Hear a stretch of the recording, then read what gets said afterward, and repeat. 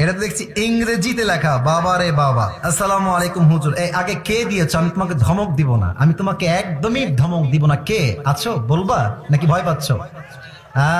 সোনামণি, দাল মে কুছ কালা তো জরুর হ্যায় ইহাঁ পে। আচ্ছা ঠিক আছে, যাও, আমি বলবো না। আমি আজকে তোমাকে নাম বলতে বলছি না, আমি পড়া ট্রাই করছি। এদিকে তাকান। আসসালামু আলাইকুম হুজুর, টেক লাভ। ওয়ালাইকুম আসসালাম। প্লিজ আনসার, দয়া করে উত্তর দিবেন। আচ্ছা, আ গার্ল নেমড এ, মানে সে পরিপূর্ণ নামটা উল্লেখ করে নাই, ঠিক আছে। সে লিখেছে marriage a boy named B without her parents permission, মানে একটা মেয়ে এবং একটা ছেলে, এই যে এ দিয়ে বি দিয়ে নাম দিয়ে বুঝাইছে, তারা আব্বা আম্মার পারমিশন ছাড়া বিয়ে করেছে।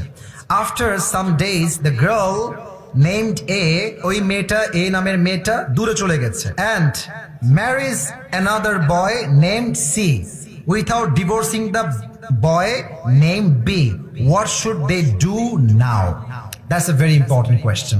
সে প্রশ্ন করেছে কি, আমি বোঝাচ্ছি আপনাদেরকে। আমি আবারও পরে জাস্ট ট্রান্সলেশন করছি বোঝাবার স্বার্থে। A girl named A marriage a boy named B. একজন এ নামের ছেলে বি নামের মেয়েকে বিয়ে করেছে পারমিশন ছাড়া, উইথাউট হার প্যারেন্টস পারমিশন, কোনো অনুমতি ছাড়াই বিয়ে করেছে।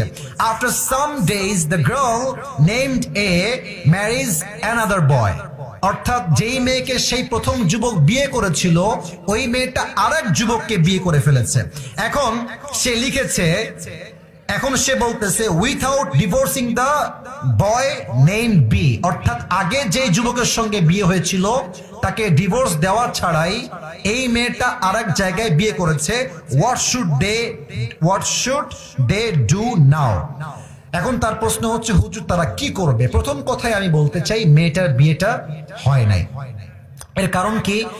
যদি কোনো মেয়ে সেকেন্ড কোনো বিয়ে করতে চায় তার স্বামীকে রেখে, তার স্বামীকে তাকে তালাক দিতে হবে। তালাক দিলেই হবে না, 3টা পিরিয়ড পার করতে হবে। 3টা পিরিয়ড যখন পার হবে, তখন স্বামী এবং স্ত্রীর মাঝে রিলেশনশিপটা ফুললি ব্রেকআপ হবে। তখন মেয়েটা চাইলে অন্য কোনো জায়গায় বিয়ে বসতে পারে। এখন সে যে প্রশ্ন করেছে, এই প্রশ্ন হচ্ছে এমন, হুজুর সে ওই প্রথম ছেলেকে ডিভোর্স না দিয়ে আবার আরেক জায়গায় বিয়ে করেছে।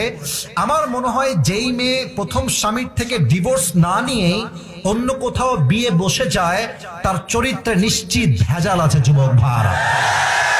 আর আমি একটা কথা মনে প্রাণে বিশ্বাস করি, বিশ্বাস বড় একটা দামি জিনিস। সস্তা মানুষ বিশ্বাসের মান ধরে রাখতে পারে না।